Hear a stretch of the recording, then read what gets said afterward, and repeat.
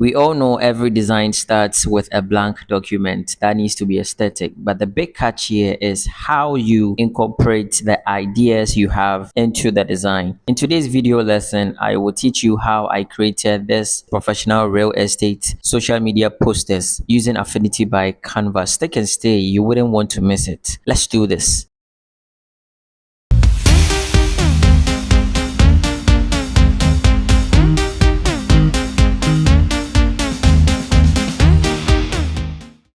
First thing I did is to work in Artboard. It helps you to arrange how you want the artworks to look like. Alright, so I believe we all know how to create a new document. If you don't, here is a quick review. The shortcut is Ctrl N. Here is the dimension. This is the resolution, and I just click on create.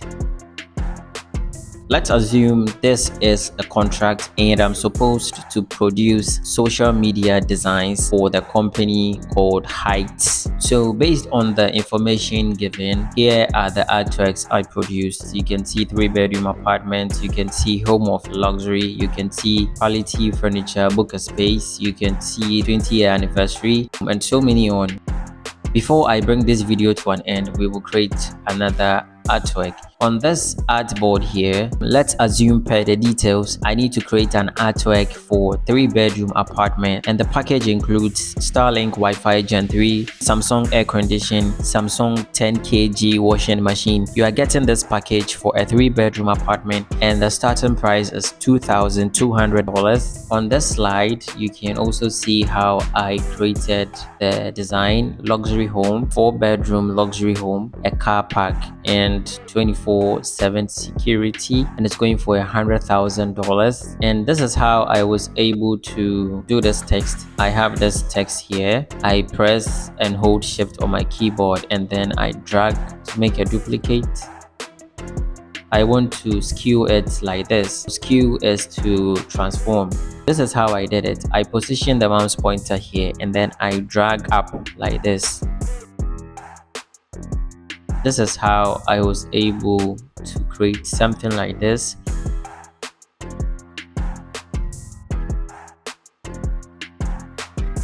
On this artboard, I represented the idea of a family. So per the details provided, this is how I was able to represent the idea. Let me show you how I created this dark shadows here. With this layer selected, there are two ways. I can use levels or I can use the paintbrush tool. I want to go for the first method, which is levels. It's very fast and easy. I select adjustments and then I select levels. So it opens this pop-up.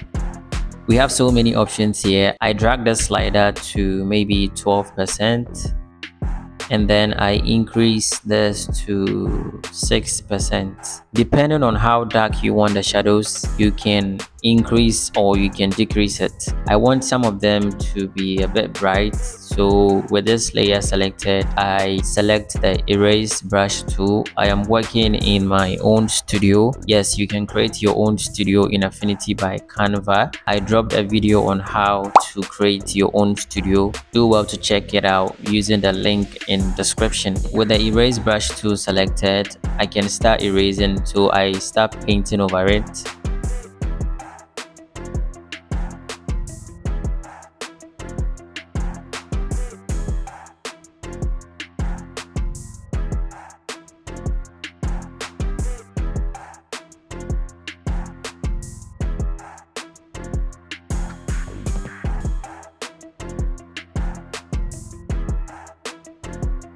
This is how you can use levels to apply shadows on an image, and also how to use the erase brush tool to clean some portions of the shadows you have on your image. The next thing I want you to know has to do with the fonts I used. I should have mentioned it earlier on. I used Plush Display and then Montserrat. These are the two fonts I used on the artworks. The next thing I want to do is to create one final design here. All I want you to do is to watch the process as I design. Alright, so let's begin.